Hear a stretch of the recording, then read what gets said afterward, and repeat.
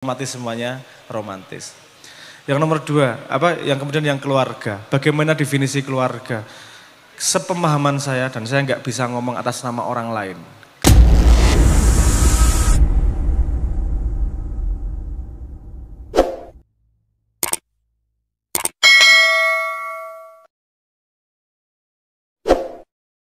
Assalamualaikum warahmatullahi wabarakatuh.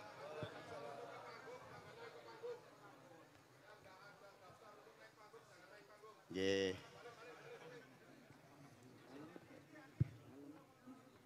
Oke, sampun nggih. Mun siapa iki? Iya. Iki kira-kira siap nganti isu apa enggak iki? Hah? Iya, sampean sing siap. Kita Mas Abrang sing gak siap. Oke, kawan-kawan, pada malam hari ini munajat jalanan yang keempat. Aplaus dong buat kawan-kawan semuanya yang sudah setia, sudah berjalan 4 tahun dari jalanan untuk jalanan, yang hadir dari komunitas Vespa, ono santri makyah yo nak ndelok kopi ae. Ono bolo-bolo kabeh ya. Angka 4 itu kalau dianalogikan dalam janin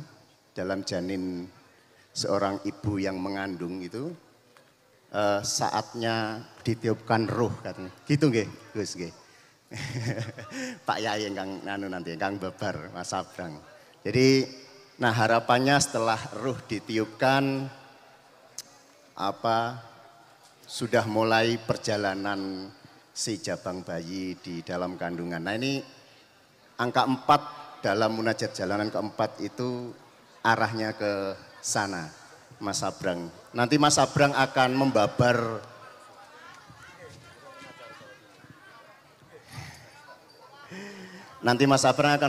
beberapa hal ya berkaitan dengan tema pada malam hari ini. Ya. Aman Pak, Bon, nggih.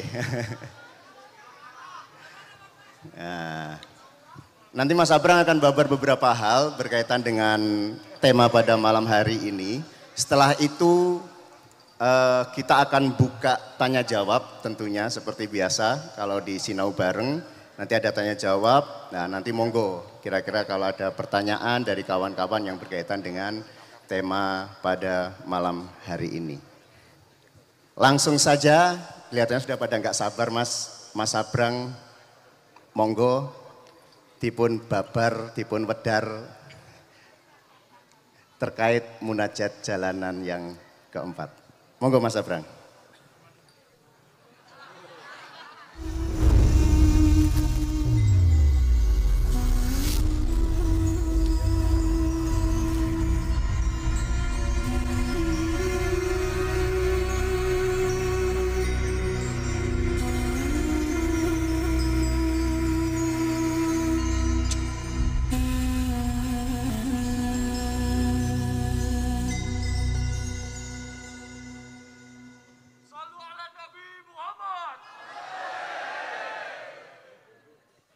Teroris kabeh ya. Assalamualaikum warahmatullahi wabarakatuh. Kula kaget diceluk jenenge lagi mangan kacang ngobrol kare Romo. Monggo Mas Abrang, monggo apa iki? Masya Allah. Wah, durung rampung ya. Sembarang kalir rek, wah akeh rek.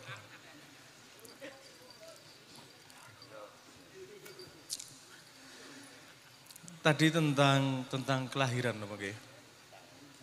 Tentang janin, Masya Allah. Ini sudah ke tahun yang keberapa saya kesini lali ya Mas Yan. Karena hampir tiap tahun saya diberi kehormatan untuk hadir di sini. Alhamdulillah. Hari ini temanya bagaimana tadi? Bagaimana ruh masuk ke bayi. Munajat jalanan untuk terlahir menjadi hidup yang sesungguhnya gitu. Okay. Aku mau koyo ini kon nyanyi bareng ya mau. Yo nanti disiapkan. Mungkin ada sebuah lagu yang mirip dengan tema hari ini.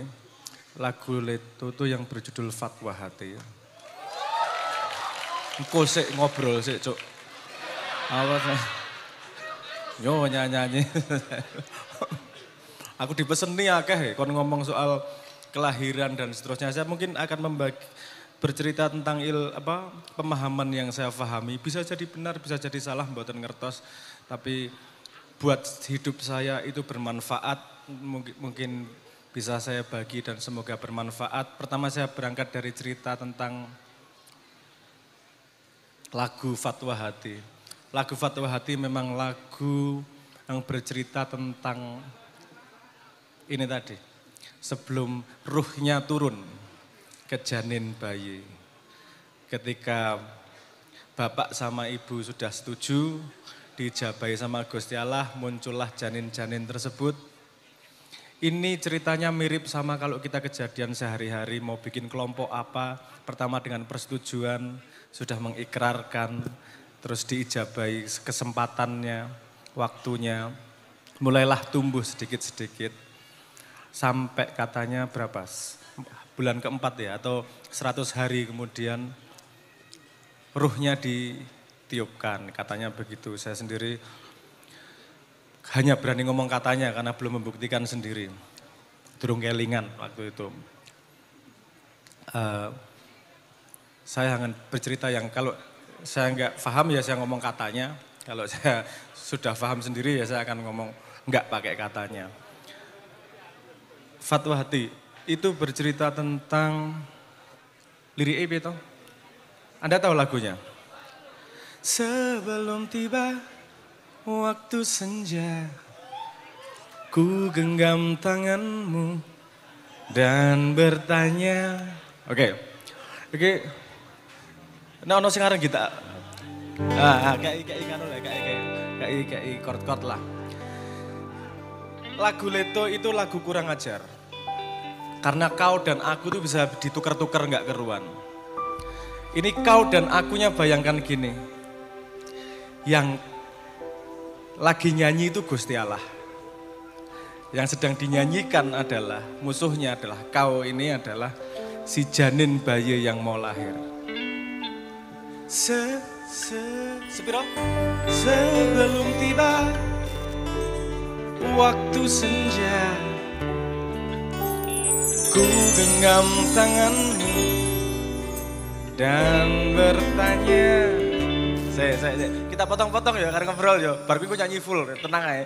Aku kudu cerita soalnya. Sebelum tiba waktu senja, ku genggam tanganmu dan bertanya. Si bayi ini, si ruh ini dari dunia yang terang benderang. Tanpa hijab, sebentar lagi akan ditiupkan ke ruh manusia. Iki kelap-kelip lampune durung nyanyi nih, sabar. Tadi kok disco ya ngomongin, engko gitu dulu. Santai, nanti kalau full nyanyi lagi di lampu nih. Tak baleni ya, nggak apa-apa ya ceritanya ya. Sebelum tiba waktu senja, kenapa pilih katanya senja? Karena si ruh sebentar lagi akan masuk ke sebuah wadak dan diberi hijab. Lupa. Seperti semua anak kecil yang lupa. Saya asalnya dari mana, mau ngapain, suruh ngapain kan lupa. Sebelum tiba waktu senja, ku genggam tanganmu dan bertanya. Tuhan yang ngomong, sebelum tiba waktu senja, sebelum turun, ku genggam tanganmu dan bertanya. Terus apakah bisa kau membawa rasa yang engkau punya selamanya? Oke. Kita workshop. Ku genggam tangan bertanya, apakah bisa kau membawa rasa yang engkau punya? Kira-kira apa rasa yang engkau dipunyai oleh si ruh ini? Tentang kita, Tuhan dan ruh. Dan tentang cinta, tentang janji yang kau bawa. Jika jika nanti saat kau sendiri temukanku di fatwa hatimu. Gak apa-apa ya, kita bedah sedikit ya. Ku genggam tanganmu dan bertanya, apakah kau bisa membawa rasa yang engkau apakah bisa kau membawa rasa yang engkau punya selamanya tentang kita, Tuhan dan si Ruh, dan tentang cinta, cintanya Tuhan dan si Ruh, tentang janji yang kau bawa. Janji apa? Janji cinta itu, janji pengikraran terhadap Tuhan itu. Jika nanti saat kau sendiri, Tuhan ngerti wis toh, kowe bakal jomblo dan kesepian iki Gusti Allah wis ngerti. Jika nanti saat kau sendiri, entah karena jomblo, entah karena melayu saka debt collector, entah karena jika saat kau sendiri, jika nanti saat kau sendiri, terus temukanku di fatwa hatimu. Gusti Allah wis ngomong ini loh, nek kowe nanti sendiri sepi, aku selalu hadir di fatwa hatimu. Ini Gusti Allah meseni si Ruh ini. Nanti saat kau sendiri sedih, aku masih ada di fatwa hatimu, tinggal panggil aja hatimu. Terusannya, kan datang waktu di harimu saat kau merasa tak menentu. Paham ya? Jangan kau bimbang pada waktu, akan ku ingatkan kepadamu. Ada pilihan kata yang perlu diperhatikan di sini. Kan datang waktu di harimu saat kau merasa tak menentu. Pernah ya? Bimbang, bingung mau ngapain. Jangan kau bimbang pada waktu. Jangan kesusu. Sabar loh. Jangan bimbang pada waktu. Waktu bisa menyembuhkan semuanya. Waktu akan menyediakan jawabannya. Sabar loh. Itu Gusti Allah ngomongin ngono. Kuwi ngomong karo aku jane tapi yo tak bagi nang lagu ngono lho ceritane. Wis toh sabar, waktu akan datang. Jangan kau bimbang pada waktu demi masa. Demi waktu, jangan bimbang pada waktu. Jangan kau bimbang pada waktu, akan ku ingatkan kepadamu. Wes, berwi ref mana ya? Tentang kita dan tentang cinta, tentang janji yang kau bawa. Jika nanti saat kau sendiri temukanku.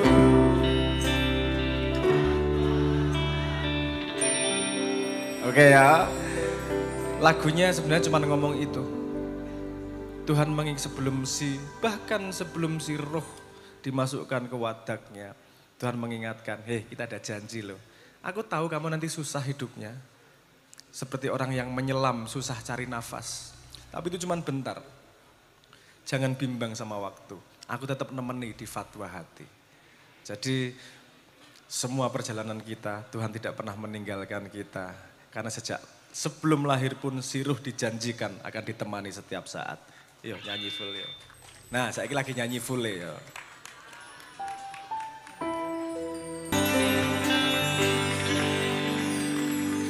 Mungkin saya lanjut sedikit, karena ini yang keempat berarti ya. Ini keempat ini agak spesial kemudian kalau dihubungkan dengan dalam kandungan. Bayangkan ketika Anda belajar berjalan, baru bayi lahir terus belajar berjalan, itu ada yang nuntun enggak? Ada yang nemani ya? Karena proses baru itu pasti ada yang menemani. Kalau naik sepeda ada yang menemani, betul enggak? Ketika ruh sudah ditiupkan, ada yang menemani enggak? Menyiapkan sampai nanti lahir. Sepemahaman saya ada proses di situ agar si ruh tidak kaget di dalam wadak. ini jadi kecil nih di wadak nih, dalam tanda petik ya, dikasih wadak nih, dikasih ragangan nih kecil. Sehingga kenapa saya ngomong 4 spesial, karena sepemahaman saya dari Kasanah Jawa, saya dengarnya dari Kasanah Jawa. Itu ada, setelah ruh ditiupkan ada 4 proses, ada 4, bukan proses, ada 4 checkpoint, apa ya istilahnya, ada 4 tahap. 4 tahap yang dilalui sebelum lahir.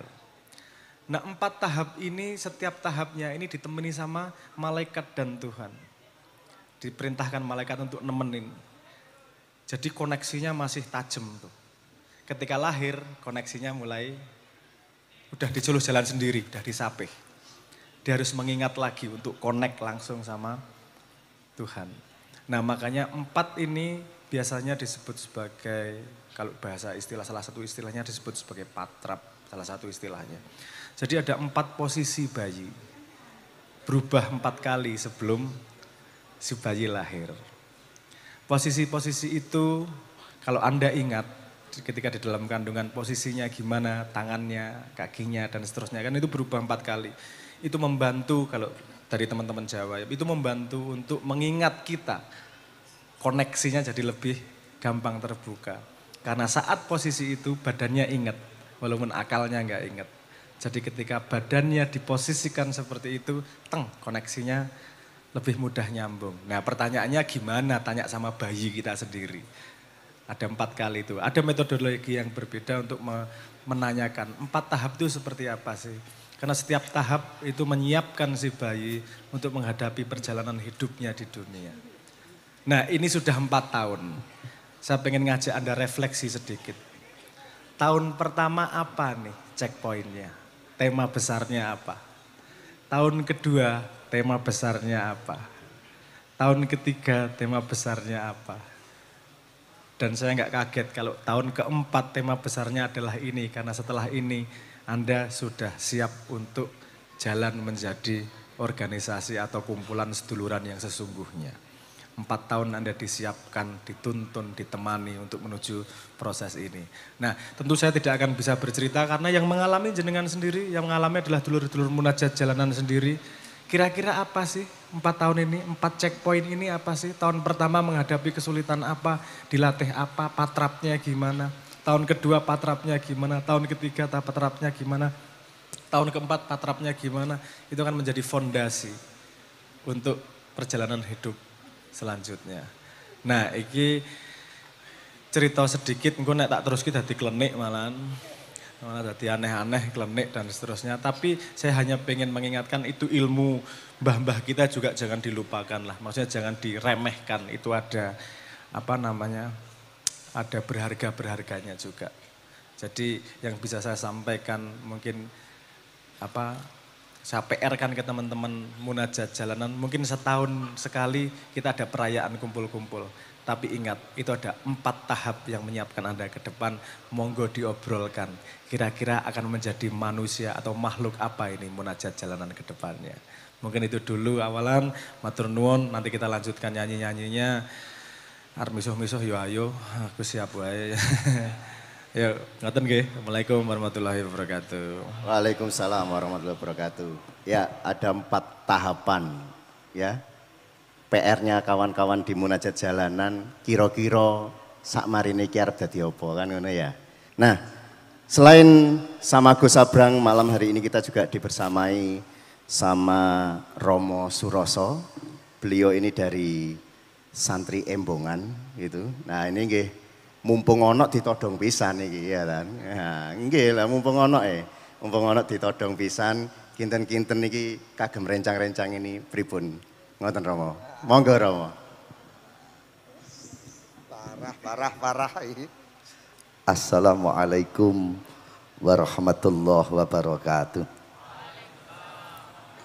Bagi yang beragama lain, saya ucapkan selamat malam, salam sejahtera, Om Swastiastu, salam kebajikan, NKRI harga mati. Shallu ala Nabi Muhammad. Alhamdulillah wa syukrulillah wa nikmatillah. Asyhadu an la ilaha illallah wa asyhadu anna Muhammadan abduhu wa rasuluhu la nabiyya ba'dah. Wassalatu wassalamu ala Rasulillah sayyidina Muhammad ibni Abdillah. La haula wa la quwata illa billah. Tiada daya dan upaya dan tiada kekuatan melainkan pertolonganmu ya Allah. Amma ba'd. Gus Sabrang, Masya Allah, alhamdulillah tetap paling sehat, panjang umur, keluarga besar PPRA Al Ghazali, mugi-mugi berkah manfaat maslahat. Sedayonipun konco-konco munajat jalanan sing praene padha kari kula ngeten iki, didol gak payu, diobong gak kobong, dikum gak teles. Nanu-nanu. Diarani lanang kadang koyok wedok, diarani wedok kadang koyok. Nah, kalau enggak, saya panggil 3 orang yang mau bertanya, angkat tangannya. Ya aku milih soalnya mesti wakil saya takok. Ya. Nah aku milih yang sing ketok apik nang mripatku tak pilih, nek gak apik ya gak tak pilih kan. Kan ngono ya Mas.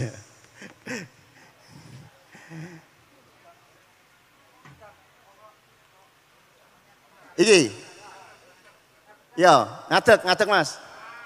Ngadeg. Oh, iki ana arek wedok seneng aku. Ya kene Mbak, 1 2. Yo, ayo. 1 2. Oke, Mas. Ayo Mas, kene Mas. Engko yo Mas yo. Engko yo Cak. Engko maneh. Sini enggak apa-apa, naik. Nah, wis di sini. Monggo bisa tanya ke Mas Sabrang, bisa tanya ke Romo Suroso. Ya.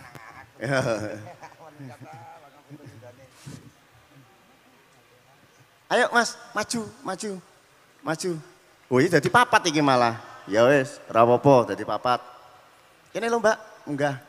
Ben ketok disuting ben apik ya. Takoke aja ngel-ngel. Angel ya gak apa-apa sih sing jawab gak aku soalnya. Monggo, siapa dulu? Ah, yang ini. Sebutkan namanya ya, terus takoke apa? Baik. Bismillahirrahmanirrahim. Assalamualaikum warahmatullahi wabarakatuh. Selamat malam buat kita semua yang dirahmati Allah, kaum muslimin dan muslimat. Perkenalkan, nama saya Mas Wan Ismayadi Tambunan, biasa dipanggil Mas Wan. Saya asalnya dari Medan. Terima kasih. Di sini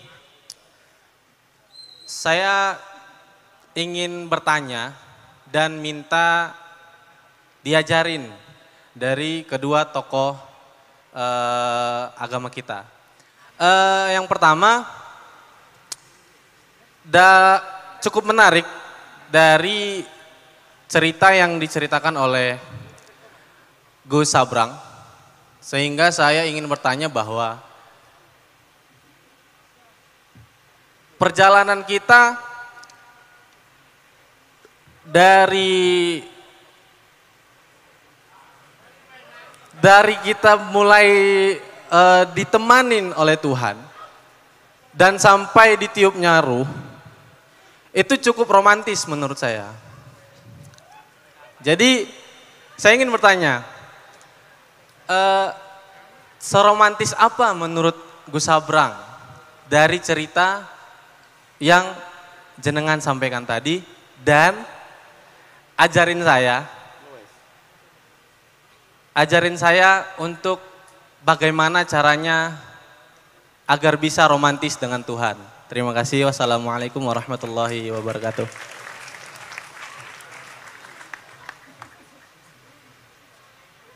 Langsung aja. Iya, Assalamualaikum warahmatullahi wabarakatuh.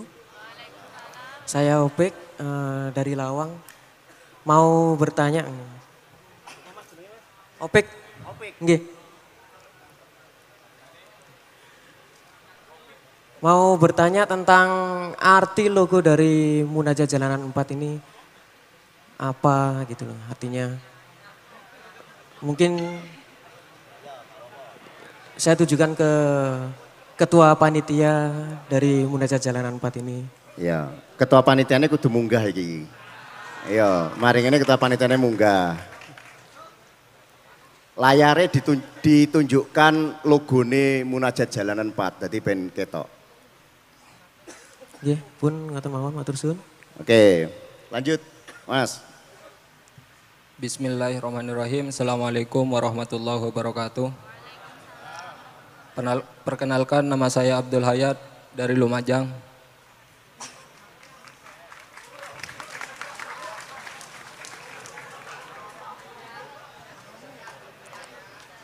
Di sini saya ngapunten tidak mau bertanya, cuman mau minta doa sama Gus Sabrang sama Romo Suroso karena anak kedua saya mau 4 bulan, Gus. Hamil 4 bulan, mau menginjak hamil 4 bulan. Oh, bojone meteng anak yang kedua mau 4 bulan. Gitu ya? Iya, Gus. Oke, ya wes. Pas mau tanya tentang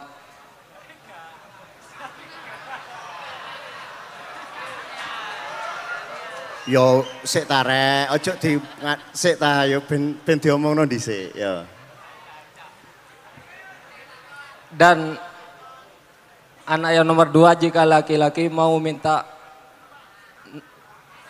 izin mau dikasih nama Damar Suroso.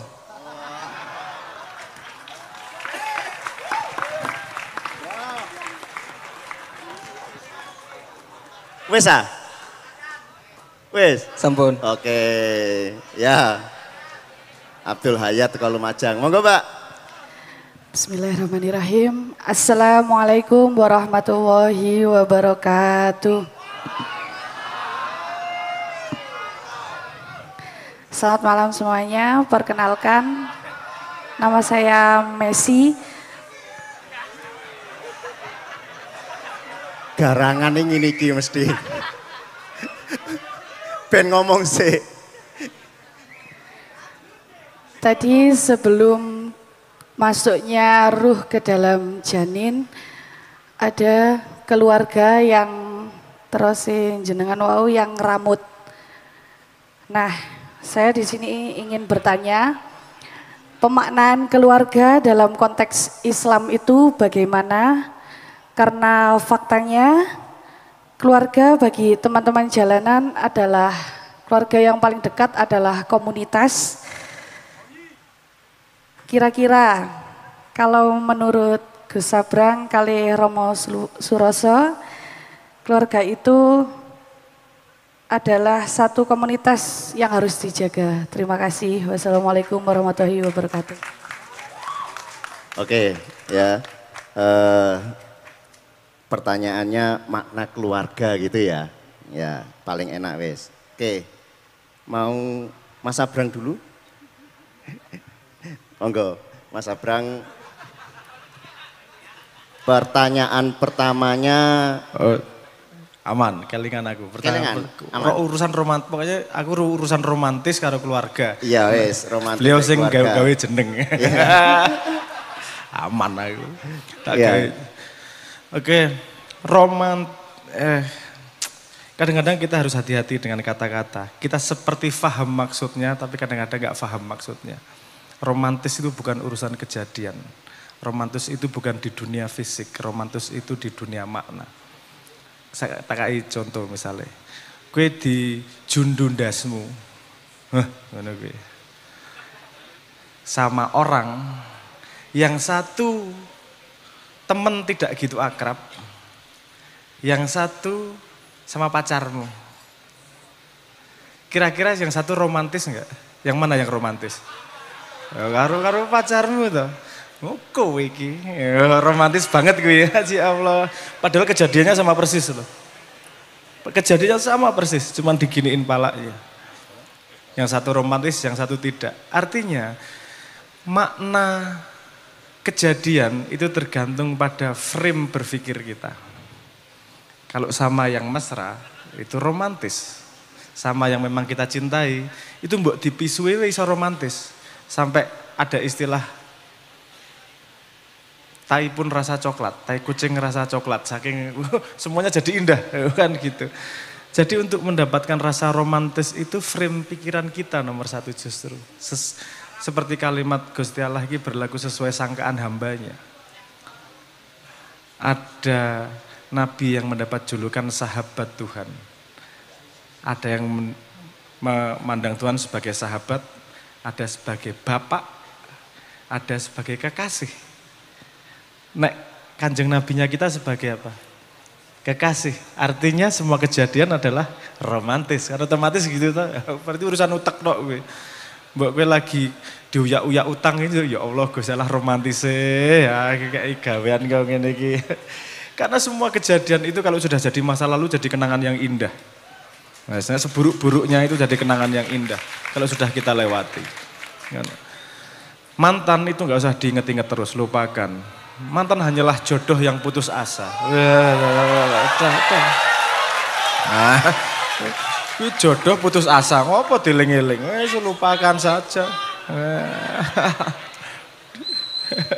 Aman wes.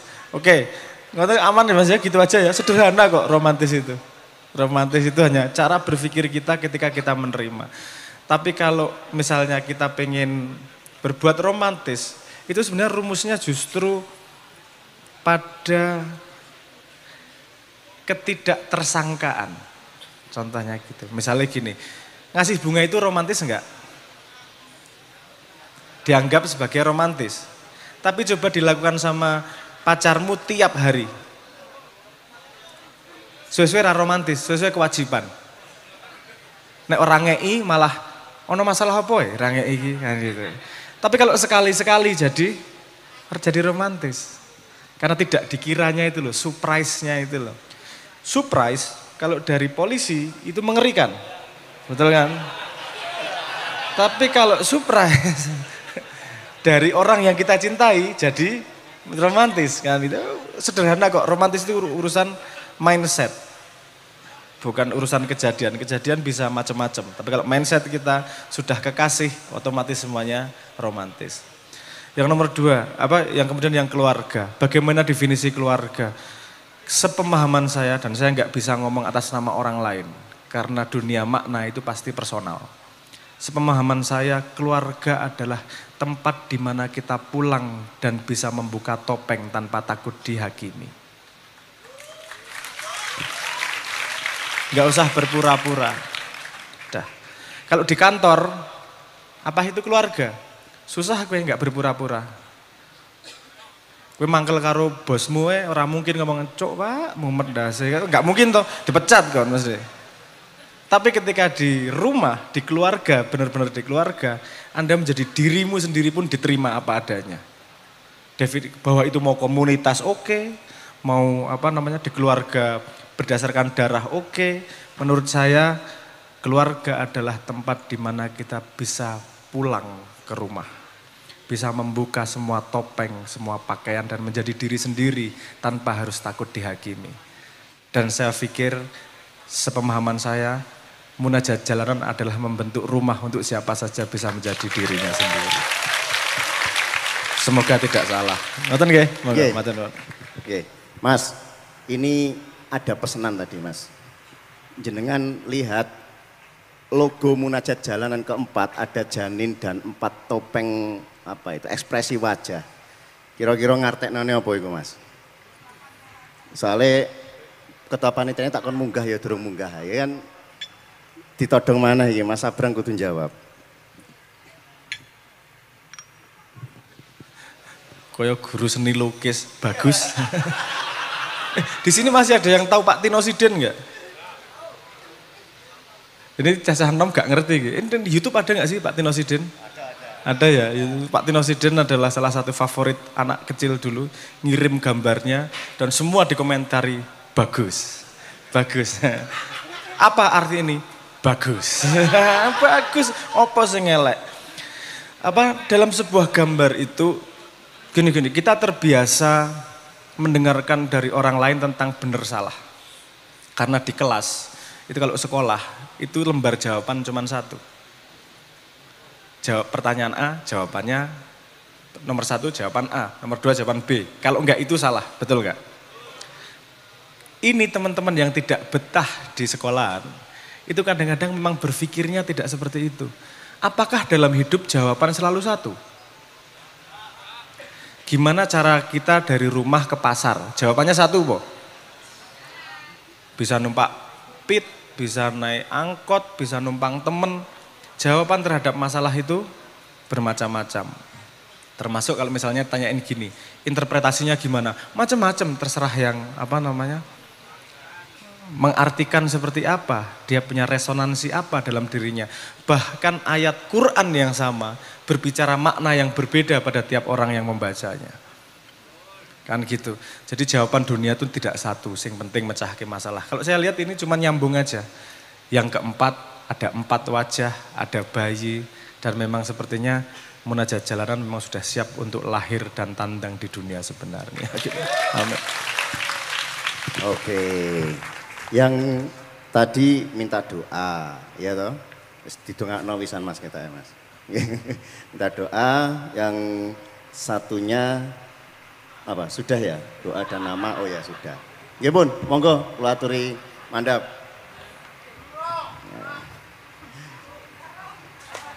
Oke. Ya. Kalau Munajat Jalanan ini adalah ibu bagi anak-anak bangsa, semoga melahirkan anak-anak bangsa yang bermanfaat buat lingkungannya. Itu ya. Oke. Gus Kausar, katuran maringi maido hasanah sekaligus nanti doa. Ini bagian terakhir Gus jenengan.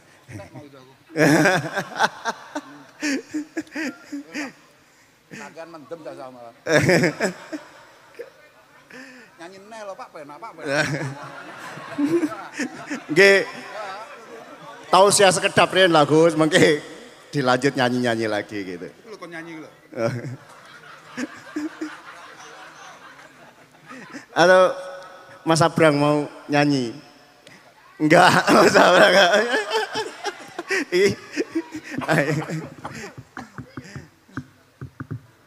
Gus nyanyi Gus. Mas Abrang duet sama Marginal Mas. Sing bener ki Jol. Aku mau wis kon ngomong. Oh ya. Iki sing biasane ceramah to. Kon nyanyi. Jenengan sing nyanyi. Ngono lah Jolan. Oke. Apa itu? Setuju ra? Setuju ra? Suara rakyat adalah suara Tuhan. Kuwi jan ngapusi asline ya. Mulai kapan rakyat dadi pangeran ya?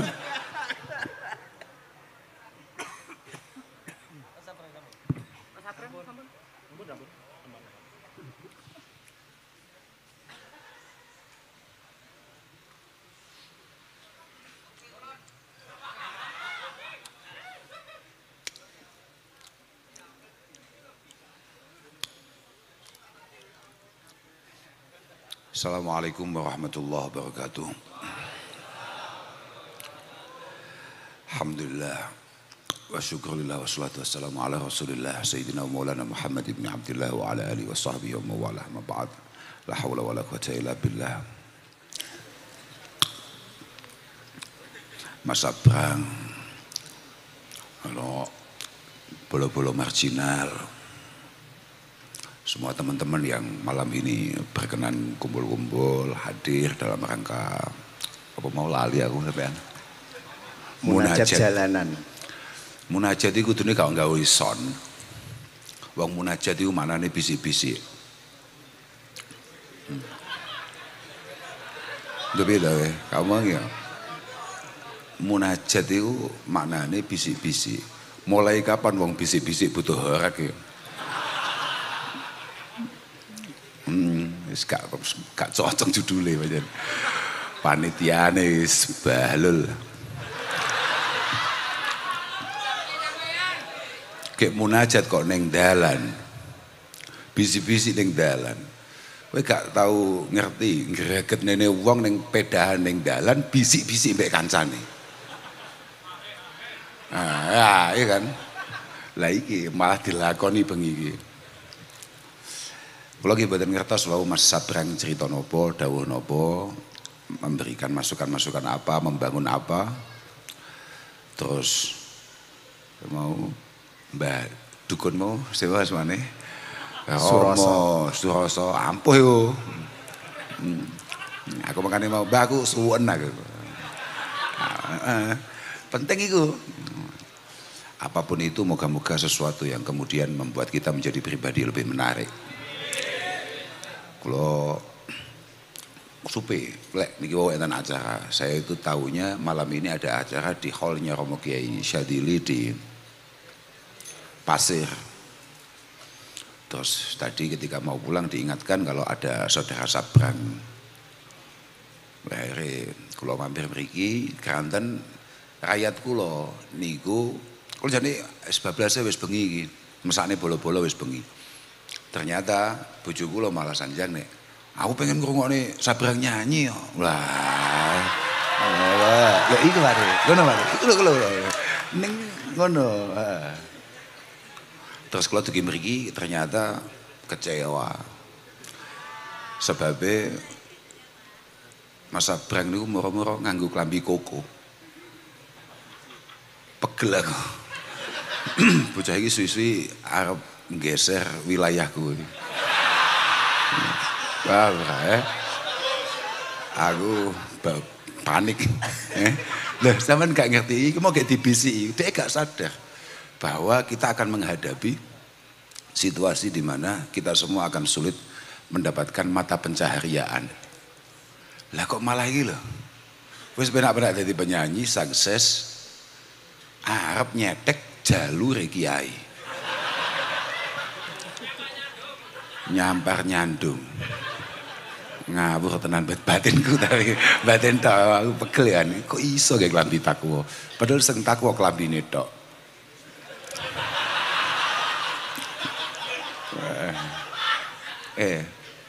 Kalau tapi tenang ae awakmu ya gak duwe klambi koko duwe paling ya semoga riayan, moga badan. Sami kula niku nate dilokne kali rencang alumni. Jenengan kok mboten nate ngagem pakaian koko nggih Gus. Gak duwe aku. Napa Gus? Kiai kok mboten gadah baju koko, baju takwa. Jawaban kula nggih kados wau, aku wedi sing takwa sing mlebu surga klambine tok wonge nyemplung neraka ae. Gal. Ora gak sanggup aku. Sejene ngono anu, Pak. Klambi koko iki piye? Mbah Yai sepuh ae model. Kagak asli ngene masalah. Rasulullah sallallahu alaihi wasallam iku duwe sahabat terbaik. Beberapa sahabat terbaik. Ada 10 sahabat yang dipatenkan untuk kemudian lolos pasti masuk surga. Di antaranya namanya Abu Ubaidah ibnul Jarrah. Wis ora usah mau iling-iling angel kuwi. Wis pokoke wong ngono tok ya. Aja sampe awakmu malah iku sapa neh. Iki wis pokoke ana sahabat Kanjeng Nabi, santrine Kanjeng Nabi namanya Abu Ubaidah ibnul Jarrah. Ada satu pesan beliau yang selalu saya ingat. Beliau mengatakan bahwa rubba mubayyidin lisyabihi tapi mudannis lidini. Akan banyak umat Mbah Kanjeng Nabi itu yang terlalu sibuk dia berpakaian dengan pakaian apa, bagaimana dia menampilkan dirinya dengan pakaiannya, dia mencitrakan dirinya dengan pakaian yang ia pakai, bahkan kemudian dia memakai pakaian-pakaian orang-orang baik, orang-orang solih, tapi sebetulnya mudannis lidini. Tapi perilakunya, omongannya itu sebetulnya malah melemahkan bahkan mengotori agamanya. Rubba mukrimin nafsahu wa huwa laha muhin. akan banyak orang setiap hari repot sibuk untuk kemudian menaikkan citranya di tengah-tengah masyarakat, padahal di saat yang sama perilakunya lebih mencerminkan dia ini merendahkan dirinya. Berapa orang hari ini kemudian tampilannya sangat luar biasa, tapi tahu-tahu kemudian dia ternyata berkelakuan cukup luar biasa. Artinya umat Mbah Kanjeng Nabi itu tidak bisa dinilai dengan pakaian apa dia berkeseharian, dengan siapa dia kemudian duduk, tapi lebih dinilai dengan cara apa dia kemudian membangun hubungannya dengan Allah Subhanahu wa Ta'ala dan membangun hubungan terbaiknya dengan sesama.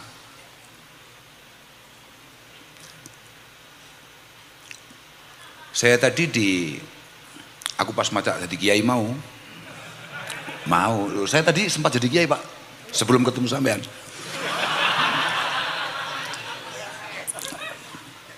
Lewat ini ramuk malah jadi kiai. Saya cerita bahwa Allah Subhanahu wa Ta'ala itu menciptakan kita semua, itu sebetulnya tujuannya, patennya hanya ada satu hal yang beliau perintahkan. Kesadaran penuh bahwa kita ini adalah seorang hamba, penuh kelemahan, penuh kekurangan, penuh kecerobohan, penuh ketergantungan, dan meyakini bahwa tidak ada yang mampu mengkondisikan itu semua, mengatasi itu semua, menguatkan itu semua kecuali Allah Subhanahu wa Ta'ala. Kalau dalam bahasa Qur'annya wa ma khalaqtul jinna wal insa illa liya'budun. Ojo mantuk-mantuk, gak paham we. Lah mantuk barang malah emosi ya. Kita ini hanya diminta oleh Allah Subhanahu wa Ta'ala menyadari betul bahwa kita ini hanya seorang hamba, hanya seorang makhluk, seonggok makhluk penuh dengan ketidakmampuan, keterbatasan, kelemahan, dan Allah ada di sana untuk mengatasi semua kelemahan kita. Cuma tadi itu yang saya ceritakan bukan letter like wa ma khalaqtul jinna wal insa illa liya'budun, tapi ternyata ulama kita di antaranya adalah Syekh Nawawi Al-Bantani. Bantani mesti ya Banten kono Pak. Mbae mantan Wapres Romo Kiai Ma'ruf Amin. Beliau itu adalah seorang ulama internasional. Bukan hanya nasional tapi internasional memang. Memang ulama kita rata-rata ulama-ulama dulu itu berskala internasional, dan ini yang sangat turun sekarang. Rata-rata karangan-karangan ulama-ulama kita terdahulu itu menjadi acuan baku di beberapa negara-negara Islam yang sedang berkembang. Di antaranya adalah Syekh Mahfud At-Tarmasi dengan karangannya. Kemudian Syekh Ihsan Jampes, Syekh Nawawi tadi itu banyak sekali lah. Saya masih ingat beliau itu punya satu tafsir. Kemudian dalam tafsirnya ketika menafsiri ayat wa ma khalaqtul jinna wal insa illa liya'budun, itu ternyata beliau nafsiri bahwa fassara An-Nawawi bil ibadah allati khuliqal insu wal jin wan insu laha at-ta'zim lillah wa syafaqa li khalqi, bahwa ternyata kata-kata ibadah itu kalau dari sisi bahasa, kalau gramatika bahasa adalah ismun jami'un li kulli ma yuhibbullah yuhibbuhullah wa yardah. Asem kacangnya agak kacang godok awalnya apa mau ngomongin ibadah dari sisi bahasa, ibadah itu adalah nama sebuah istilah yang jamek, yang mengumpulkan semua hal yang punya potensi untuk kemudian diterima, dicintai, atau bahkan pada akhirnya mendapatkan ridho Allah Subhanahu wa Ta'ala. Itu ibadah. Semua hal itu bisa apa saja. Dan ternyata menurut Syekh Nawawi, ibadah itu muaranya hanya ada dua, kuncinya hanya ada dua. Memastikan bahwa kita mengesahkan Allah Subhanahu wa Ta'ala, itu satu. Yang kedua adalah memastikan hubungan antar sesama, kepedulian kita dengan orang lain, kepekaan kita. Makanya saya sering ngomong bahwa ada 4 hal yang nggak bisa dipisah. Yang pertama itu adalah ad-din wal akhlak wal dzauq wal adab. Nanti biar diterangkan Mas Abrang ya.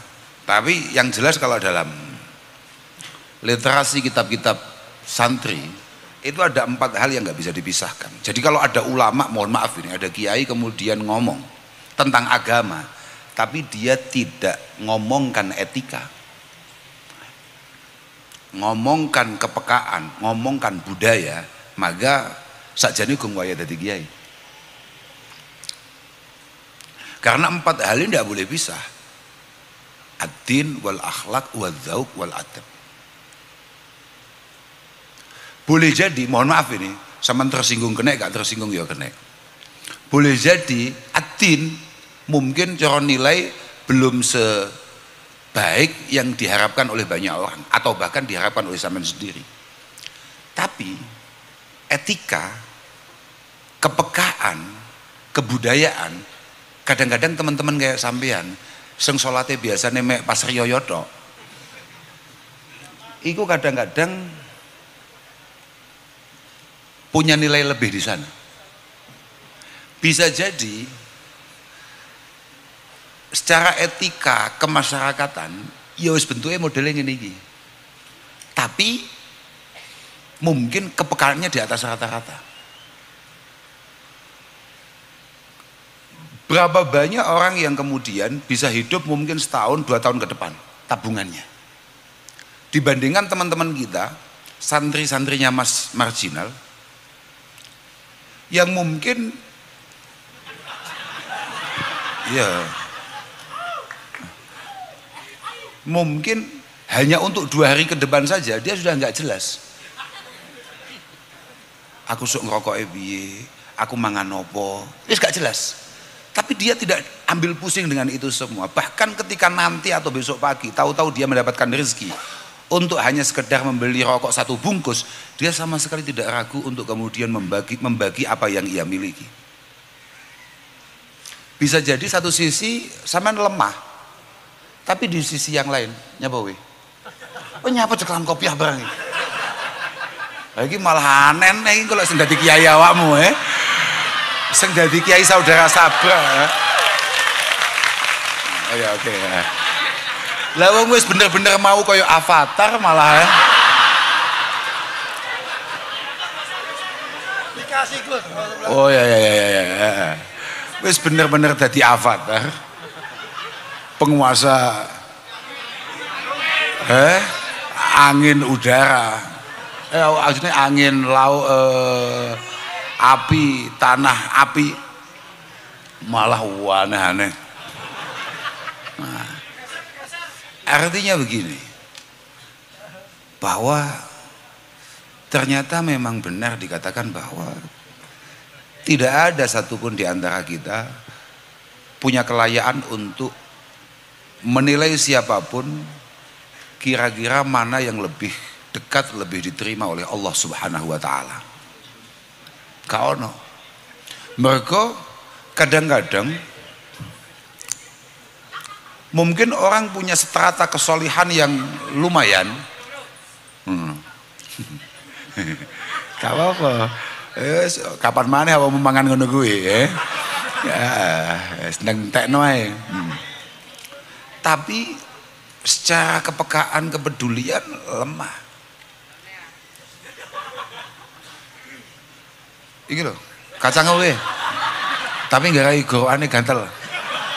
Asli.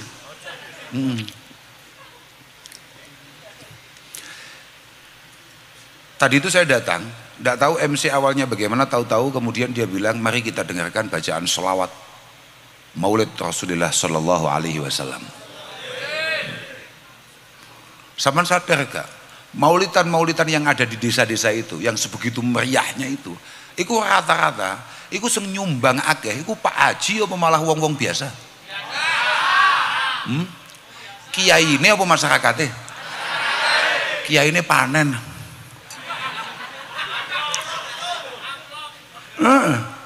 Makanya aku mau diundang maulidan nih. Aku wedi, gue mau ditakoki Kanjeng Nabi, kowe biyen duwe sepeda nggih.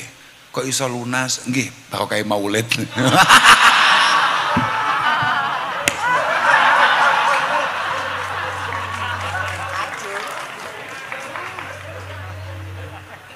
Apa? Artinya angel, Pak.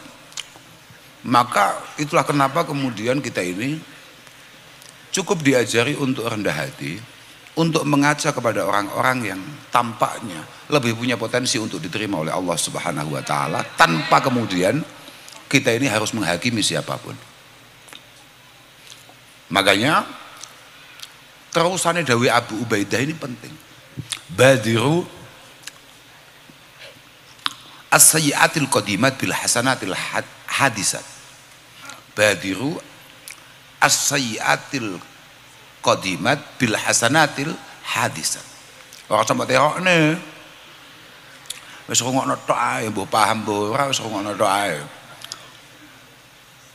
Kita ini yang paling penting. Niki dawuh Aminu hadhil ummah Abu Ubaidah Ibnul Jarrah. Dawuh Kanjeng Nabi, ini adalah umat saya yang paling bisa dipercaya. Apa kata beliau? Kamu tidak perlu terlalu pusing bagaimana masa lalumu, tapi tolong tulis masa depanmu dengan sebaik mungkin semampu kamu. Fa inna ahadakum law amila minas sayyiati ma bainahu wa bainas sama summa amila hasanatan la'alat fauqas sayyiat hatta taghmurahun. Karena apa? Allah Subhanahu wa taala itu ternyata berkenan untuk menghapus dosa kita, kelemahan kita, kesalahan kita yang sudah sangat luar biasa banyak catatannya. Bahkan beliau menggambarkan ma bainahu wa bainas sama. Jadi rata Pak, mulai lemah sampai langit iku awake dhewe kebek Pak. Jadi corok kertas itu full. Ya bener awam. Dosa cocok aku. Tapi ternyata summa amilah hasanatan. Kemudian kamu melakukan satu amal kecil, satu hasanatan, satu, cuma satu. Ternyata satu amal kecil ini sudah punya kemampuan untuk menghapus seluruh yang pernah kita lakukan. Walhasil penutup kita sebelum kita mendengarkan Mas Abrang nyanyi. Nanti ya, ngono kuwi tok pokoke. Aku gak pengen ngomong apa-apa. Jangan pernah ragu untuk melakukan kebaikan sekecil apapun.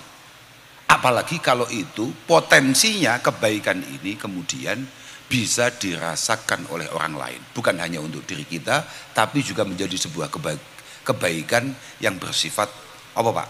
Iso dirasakne wong liyane lho, apa jenenge? Bahasamu kan apik itu bahasamu, aneh-aneh ngono lho. Bahasa aneh sing bocah-bocah sini gak patek paham tapi muarem kae. Oh gini, sadunya aku mudun. Aku ingin di catatan, cik wingi. Estu nih, mboten sengaja kula nggih mboten duwe niatan badhe marani sampean terus aku nyatet iki. Piye carane ngiringne HP? Kak tulis dhewe, saestu niki. Saya tenang, sabar saudara. Iki. Oke. Niki kula nggih mboten sengaja, saestu mboten sengaja, tapi arep kak wacane. Wa minal mu'minin. Iya gak sengaja, cethuke tok gak sengaja. Iki mergo kudanan cethuke. Wa minal mu'minin may yakunu mustahrikan bisyahawat mahjuban bil ghafalat. Andalikal makna fi aksaril awqat. Ternyata tetap diarani umat Mbah Kanjeng Nabi Muhammad sallallahu alaihi wasallam tetap diarani wong iman yang punya potensi sangat besar untuk kemudian masuk surganya Allah Subhanahu wa taala. Iku wong sing iyaku jambret ilang. Kenapa diwocok malah hilang. Ini kalau HP nek ilegal ya. Sudah ketemu lagi. Termasuk tetap diarani wong iman ya. Gak balik ini kadung maca kiai nek jambrete iku mau potong masalah iki. Joh. Malah konangan aku kelakuane padha mek Sabrang. Wa minal mu'minin man yakunu mustahrikan bisyahawat mahjuban bil ghafalat andalikal makna fi aksaril awqat. Ternyata bahkan Nabi ku tetap memberikan syafaatnya, tetap kemudian mau menolong, bahkan membuka pintu surga untuk umat-umat sing modele niku yakunu mustahrikan bisyahawat, sing bendino dino pokoknya gak ono waktu kecuali hanya dihabiskan untuk bersenang-senang. Pokoknya acaranya sak garapku dewe, sak senengku dewe. Ora usah ngatur. Pokoknya uripku ya iki uripku, gak usah melu-melu. Mahjuban bil ghafalat, hampir dalam setiap waktunya dia lakukan dalam kondisi jauh dan lupa akan Allah dan Rasulullah sallallahu alaihi wasallam. Sapa iki jajal? Sapa jajal? Ya aku mbek awakmu iki. Wah juga ngaku. Bocah kempluk tenan kuwi. Lebih banyak mana kita melakukan mahalul qiyam kambek kemudian bersenandung lagu-lagu yang dipopulerkan oleh marginal. Oke, artinya luwe seneng marginal atau timbang Kanjeng Nabi? Ternyata gak. Mohon maaf saudara. Mungkin wahada fi akhassil ahwal. Mungkin situasi seperti ini sama sekali tidak ideal bagi agama. Umat modelnya kaya aku mbek awakmu iki sing acarane mek butuhe seneng tok. Tangi turu pokoke piye amrih atine padang. Tangi turu gak mikir piye amrih awake dhewe tambah cedhek mbek pangeran, tapi pokoke awake dhewe kuwi seneng. Itu mungkin bukan yang paling ideal di kacamata agama. Tapi ternyata lakinnahu idza dzukira bin nabiyyi au bi syai'in min fadhailihi ihtaja li dzikrihi washtaqa li ru'yatihi bihaitsu yu'siru ru'yata an-nabi bal ru'yata qabrihi wa mawadi'i asarihi ala ahlihi wa malihi wa waladihi wa walidihi wa nafsihi wa nasi ajmain. Tapi ternyata menungso gak jelas gini saudara saudara. Mas yo bentuke kaya ngene iki. Yo salat yo kadang yo mek Jumatan tok. Iku wae lek pas madhepe ngetan. Tapi ternyata ketika kemudian diingatkan bahwa ada orang yang selalu siap kapanpun untuk menyafaati, menolong, namanya Rasulullah Muhammad sallallahu alaihi wasallam, dia kemudian lebih tersentuh. Berapa banyak kiai nalika mahalul qiyam gak patek nangis. Tapi berapa banyak di antara orang-orang gak jelas kayak kita, ketika mahalul qiyam, ketika nama Rasulullah disebut, ketika sholawatnya dilantunkan, tahu-tahu kita terdiam. Super bajingan. Tapi nalika asmane Kanjeng Nabi disebut, lantunan-lantunan sholawat mulai dibunyikan, dia kemudian tanpa ia sadari 1-2 tetes air matanya keluar. Bahkan ketika dia disuruh memilih mau berjuang untuk orang tuamu atau anak-anakmu, bahkan apa kemudian kamu harus bertemu sungkem mbek Kanjeng Nabi, dia akan milih bertemu dan sungkem dengan Kanjeng Nabi sallallahu alaihi wasallam. Kowe gak kangen mbek wong tuamu, tapi kowe pengen cedok Kanjeng Nabi, ya ora? Berapa banyak di antara kita gak pengen pulang, Tapi ketika mendapatkan tawaran, ini ada potensi kamu ketemu Kanjeng Nabi, kamu akan memilih jalur itu. Berapa banyak di antara kita hanya untuk sekedar mencuci baju, apa maneh sampai sandale wong tuane gak gelem. Tapi ketika diomongi iki sandale Gusti Kanjeng Nabi, sanggup ora kowe ngumbah? Sanggup ora kowe ngresiki? Nyekeli sampai Kanjeng Nabi ngagem maneh sanggup ora? Nah itu. Bisa jadi kesehariannya sangat ruwet, tapi ternyata wong ruwet-ruwet ngono kuwi memiliki cara mencintai Rasulullah dengan caranya sendiri, dan itu akan tetap mendapatkan syafaat Rasulullah sallallahu alaihi wasallam. Akane ya muga-muga ae, muga-muga awake dhewe dengan segala keterbatasan yang kita miliki, tapi Rasulullah sama sekali tidak terbatas jangkauannya untuk kemudian mengangkat, menyelamatkan kita di hadapan Allah Subhanahu wa ta'ala. Tenang aja. Dan jenengan jangan sekali-kali kecil hati. Aku kira-kira nek bentukku koyo ngene kira-kira sudah dadi wong ora. Lho wong bentuke ngene iki lho, koyo avatar ngene iki lho. Saman ngerti gak aku kenalan iki nang ndi jejal? Di mana saudara? Ya. Kita kenalan di mana? Taiwan. Kok Taiwan? Oh iya, Taiwan. Oh iya. Atau pokoknya bayangno, avatar saja jalan-jalan ke Taiwan. Saya ketemu Bang Mac ini di Taiwan, benar Bang ya? Ya memang di Taiwan ya Pak ya? Di Taiwan, di Kaohsiung. Coba bayangkan. Artinya tidak ada satupun dari kita tidak memiliki masa depan. Gak jelas ngene urep. Iya Pak ya? Super hidup. Super hidup, tenang saja.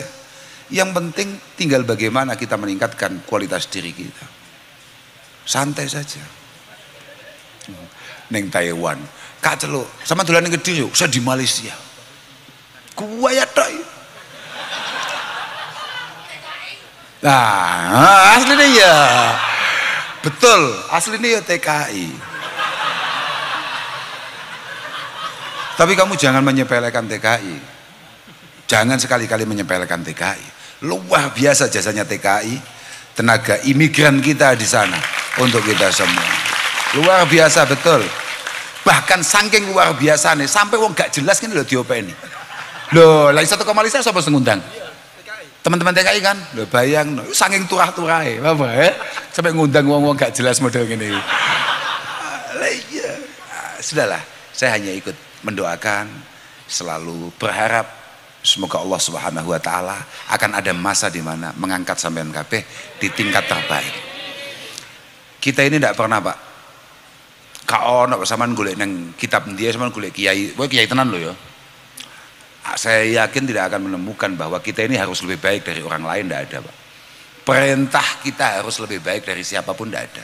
Yang ada perintahnya adalah kita harus menjadi yang terbaik versi kita di hadapan Allah Subhanahu wa ta'ala. Kau awakmu kudu sak ndukure sabrang, berat saudara, berat. Lah wong iki lho dukune lho Cak Nun.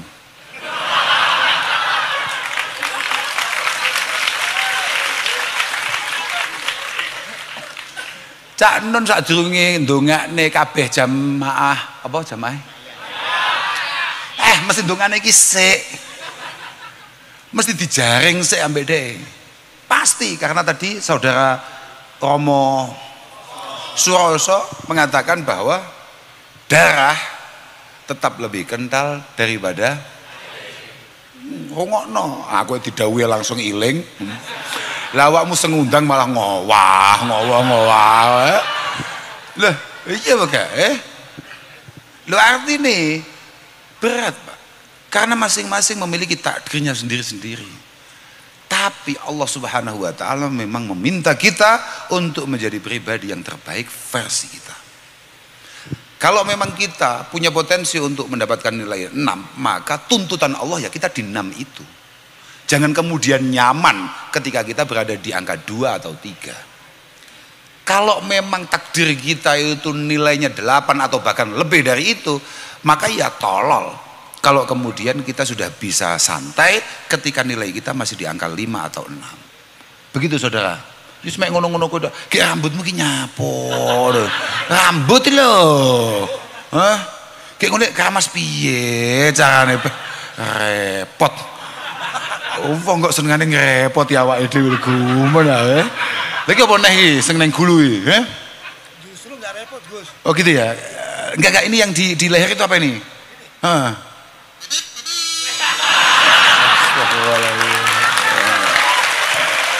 Astagfirullahaladzim. Aduh. Mainan anak-anak. Iya. Coba. Cara mainnya gimana itu? Cara mainnya gimana? Artinya kapan sampai menampilkan itu kapan? Loh, enggak gitu. Artinya pas musik itu pas gimana gitu loh. Momentumnya gimana?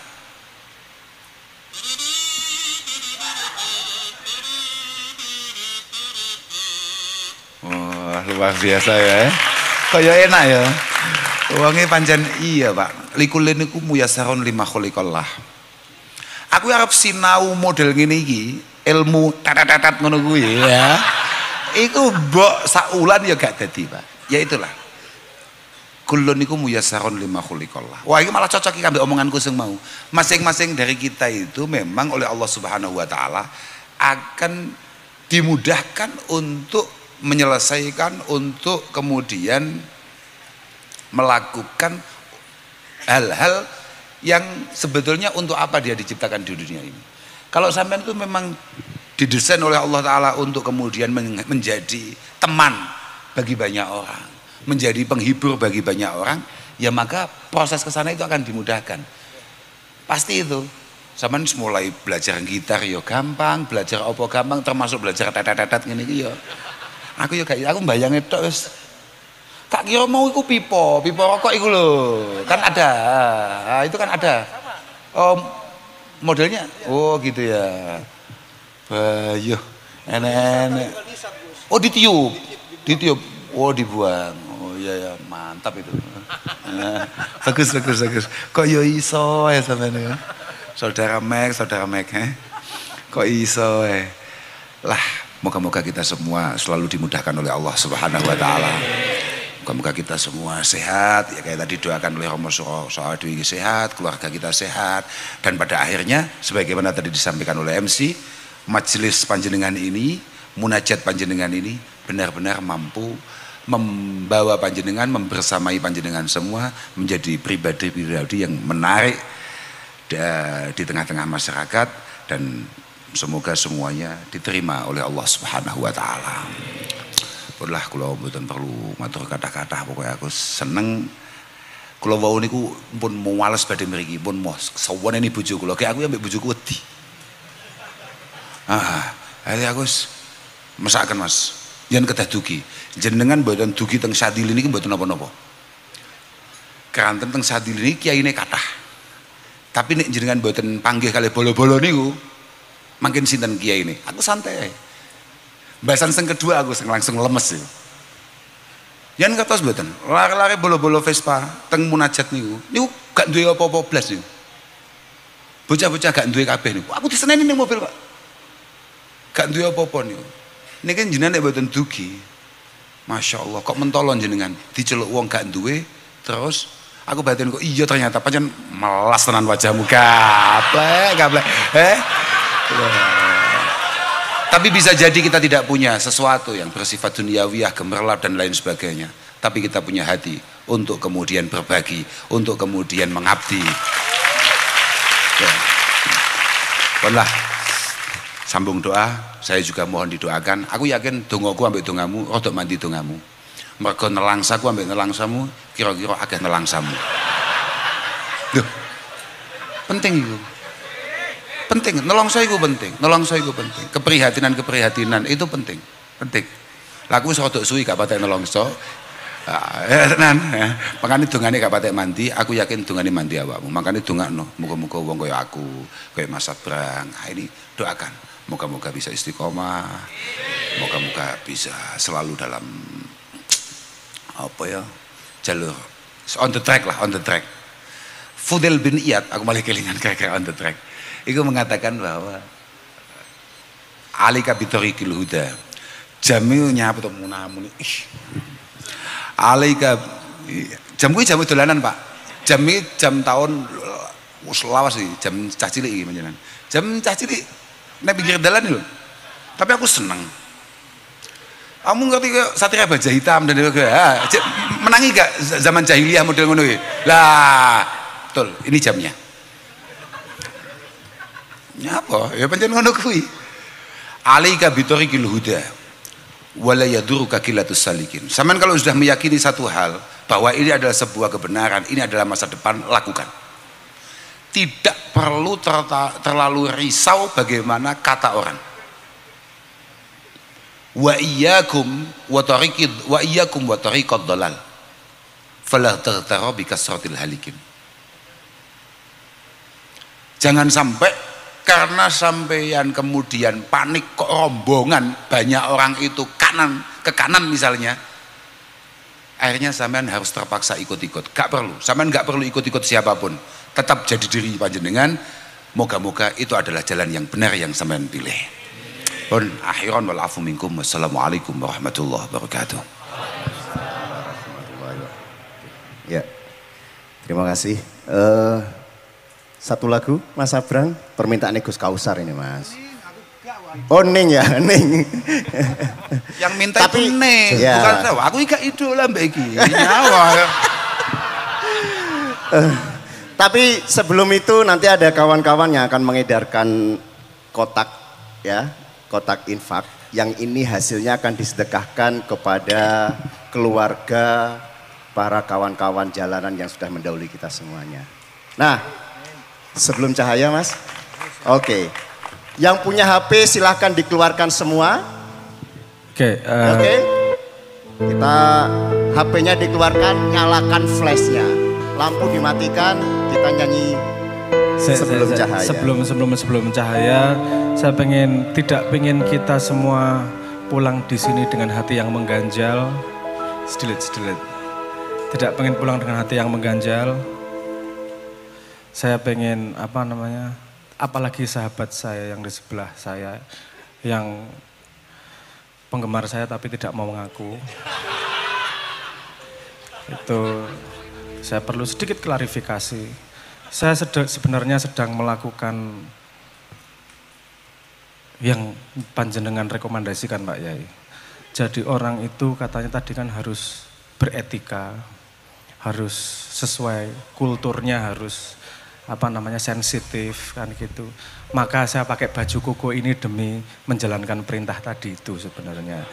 Jadi nggak usah khawatir bahwa saya akan ngambil pekerjaan kiai, nggak usah khawatir, boten. Saya itu boten. Tenang ke hatine panjenengan, tenang ke.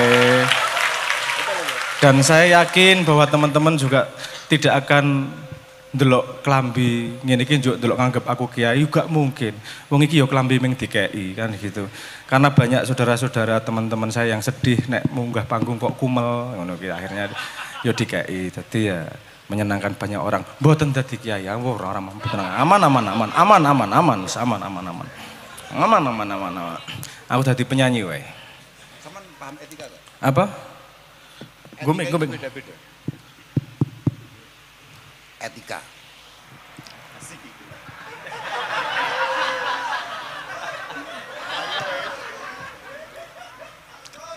Oga kakak balas apa? Aku cerita. Buatan kulo pisau Gus, buatan kulo pisau. Enggak. Jadi begini, saman jangan salah paham dengan bahasa saya terkait masalah etika ya. Biar yang salah paham, biar saudara Sabrang saja. Artinya begini. Likulli maqamin itu hal. Etika itu ndak melulu dingkluk terus nggak melulu misalnya sungkem apa piye, ndak. Masing-masing tempat itu punya etikanya sendiri. Sampeyan seneng gak duwe kanca akrab mau jak ngopi ning warung cah papat ngono terus misale terus moro-moro ngene kabeh.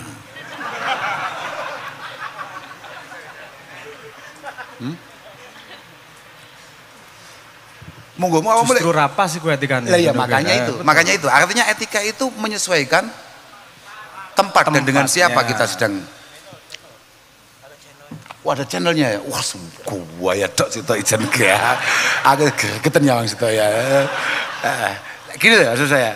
Artinya ketika kita lagi ngopi, ngobrol, terus jagongan kayak AED malam ini, kita duduknya begini. Ini bukan berarti kita tidak punya etika, Pak. Ya memang kita senyaman itu, paham gak? Paham Pak? Nah awakmu malah gak pantes, lungguhmu kok. Aku risih. Iya, karena memang momentumnya nggak tepat gitu loh. Makanya memang malam ini yang terbaik etikanya ya saudara Sabrang. Karena dia sangat menghargai saya katanya. Katanya. Aziz opo terserah lah sauni-unine dhewe lah ya. Tapi saya tetap nyaman bagaimanapun situasinya Mas Sabrang terhadap saya. Karena kalau mbiyen mulai pertama aku kenal nggih pun ngeten iki bentuke. Mas Sabrang itu luar biasa sayangnya sama saya. Dulu. Ya dulu. Sadurunge dek dadi kiai. Biyen niku pertama kali dolan nang omah, saudara Sabrang ini langsung saya siksa untuk kemudian menyanyikan beberapa lagu. Langsung kak golekno apa mas jenenge sing urgent. Misuh deh. Seka omong kak bisi, aja misui aku kiai omong bisui kocok akhirnya nyanyi sampai subuh. Ya kan pertama. Jadi kalau hari ini kemudian sampean nyanyi di hadapan istri saya hanya satu lagu, wah itu keterlaluan itu.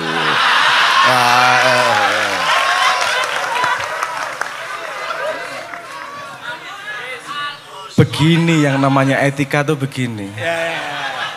Nyiksa kok cuman sekali, ya nggak total itu kan gitu. Saya tahu kalau saya disiksa. Tapi yang namanya cinta dan etika itu membuat saya mampu melakukannya dengan gembira. Kudune karo ndelok ekspresiku.